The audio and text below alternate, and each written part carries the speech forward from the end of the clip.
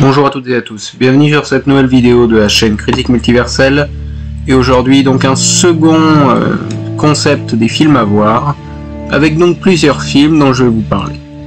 On commence par le film Uncut Gems, film des frères Safdie qui ont déjà officié sur Good Time, qui est distribué par A24 et Netflix, et sorti en 2020 sur la plateforme.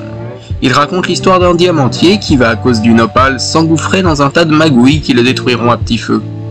Et c'est un excellent film ultra rythmé. C'est 2 heures où on est en apnée totale, tant les péripéties s'enchaînent sans aucun temps mort ou presque. On aime autant qu'on déteste le personnage d'Adam Sandler, qui navigue de magouille en magouille, à tel point qu'on se demande comment il s'y retrouve et qui va se faire totalement bouffer.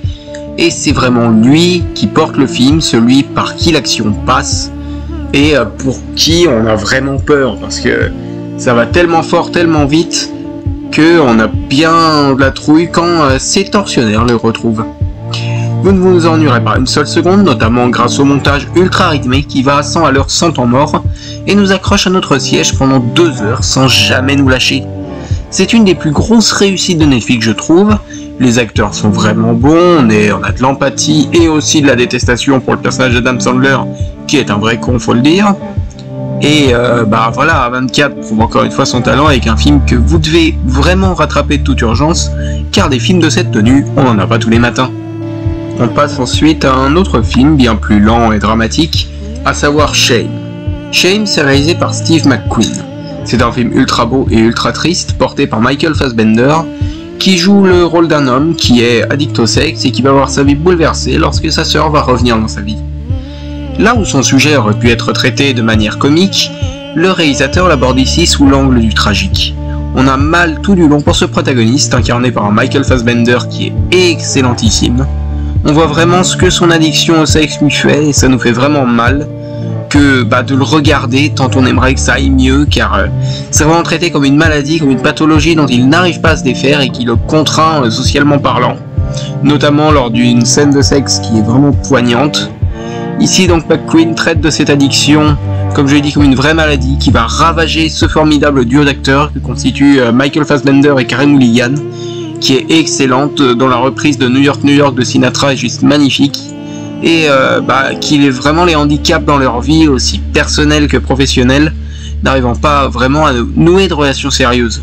McQueen, il fait de très belles images, avec une belle photo, et fait des scènes d'une puissance folle avec un montage alterné final qui nous brise littéralement sur notre fauteuil. Donc voilà, Shame c'est triste, Shame vous fera pleurer, mais Dieu que Shame est grandiose. On passe ensuite à quelque chose d'encore plus triste décidément, avec le film Melancholia. Melancholia, c'est un film réalisé par Lars von Trier, un cinéaste polémique qui a été, lors de la projection à Cannes, déclaré persona non grata pour des propos que je vous laisse aller chercher. Ce film est sorti en 2011 et c'est particulier. Melancholia, c'est porté par Kristen Dunst, Charlotte Gainsbourg, Kiefer Sutherland ou encore le regretté John Hurt. On y suit une jeune mariée qui n'est pas heureuse lors de son mariage, alors que la bête Melancholia s'apprête à tout détruire sur Terre. Et c'est un film dépressif. Melancholia, ça va vous faire mal jusqu'au plus profond de votre être. Outre le fait d'être esthétiquement magnifique, se rapprochant presque de l'art pictural par des ralentis excellentissimes, les acteurs sont vraiment brillants, mais c'est un film particulier par sa mise en scène et son montage, qui se veulent diviser en 2 parties.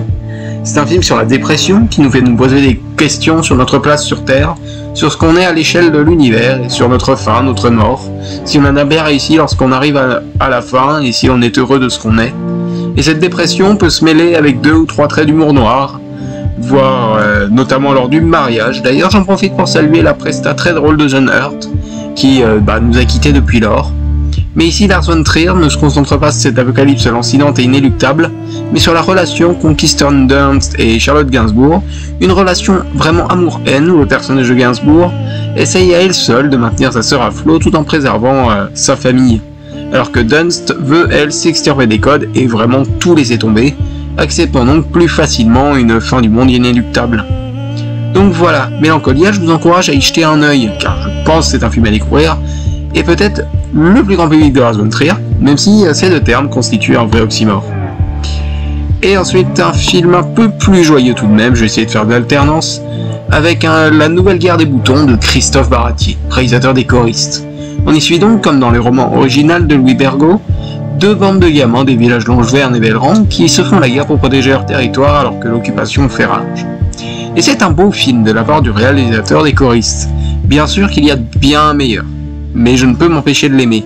J'aime ces personnages, j'aime le Braque, Tigibus, j'aime tous ces gamins. Surtout, ce que je n'avais pas remarqué quand je l'avais vu il y a quelques années, c'est à quel point le film, s'il est destiné aux jeunes de par sa communication, a un nombre effarant de messages qui parleront aux adultes. Car que ce soit vis-à-vis de la politique, de l'occupation, des collaborateurs, de la protection des réfugiés, Baratier explore des thématiques vraiment très adultes qui sied à la période explorée, et j'aime ces gamins. Comme je l'ai dit, le Braque, les Gibus, Violette, et aussi leur ennemi, l'Aztèque, ainsi que les adultes, que ce soit le prof, Simone, le père le Braque, celui de l'Aztèque et j'en passe, ils sont tous vraiment attachants, on aime les suivre, et la fin est assez quand même galvanisante, même si, oui, on peut lui reprocher 2-3 facilités scénaristiques, et on se dit que ça va vraiment finir mal. Après, ce ne sont pas les personnages les plus complexes du monde. L'ensemble baigne dans un manichéisme vraiment écolier, mais bon, on n'a pas besoin d'une plus grande complexité que ça. D'ailleurs, je crois que le roman original n'était pas plus complexe que ça non plus. On a toujours cette volonté de créer une micro-société, déjà présent dans l'autre film Guerre des boutons sorti en 2011, que je vous encourage aussi à découvrir. Le film est dynamique, très rythmé, avec une photo sympathique et une mise en scène dynamique. Tout ce qu'il faut pour passer une belle journée. Je voudrais maintenant aborder un film de super-héros, à savoir Les 4 Fantastiques, qui est une véritable redécouverte pour moi. Les 4 Fantastiques, c'est un film de 2015, réalisé par Josh Trank.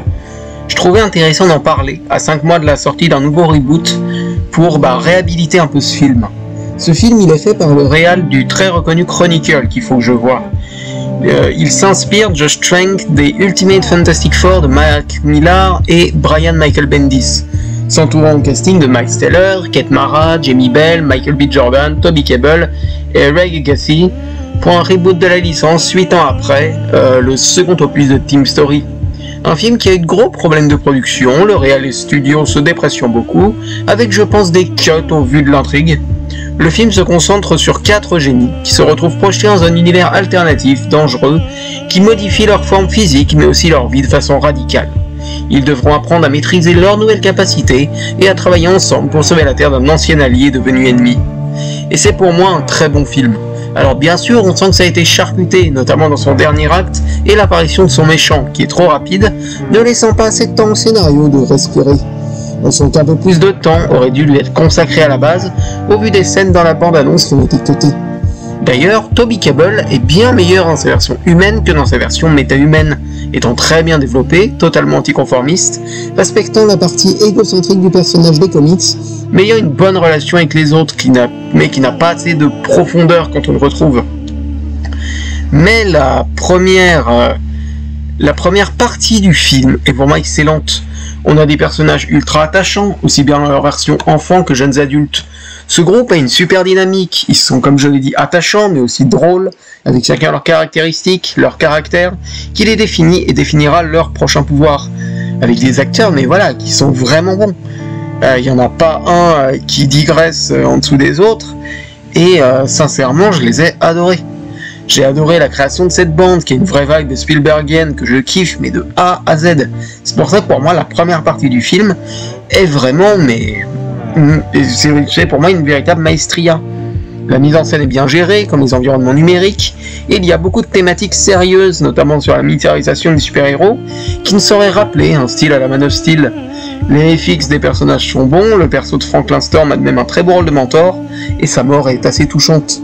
Enfin voilà, un film en demi-teinte, qui comme tant d'autres a souffert d'une volonté de contrôle totale d'un gros studio, ayant bridé la vision d'un jeune auteur qui aurait pu faire un super film. Parlons ensuite d'un autre film de Lars von Trier, sorti en 2018, soit 5 ans après son dernier métrage Nymphomaniac, présenté au Festival de Cannes de cette année, et 6 ans après s'être fait bannir de Cannes pour ses propos plus que polémiques lors de la projo de Mélancolia.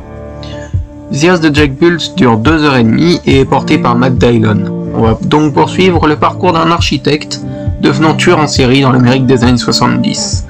Et Dieu que ce film ne m'a pas laissé indifférent. Alors je passe sur le fait que le film soit choquant, car oui, il l'est, de par sa froideur, ses séquences dérangeantes, notamment vis-à-vis des meurtres, rempli d'un humour noir ou faisant faire grincer les dents, ces plans qu'on n'oubliera jamais, parfois extrêmement graphiques.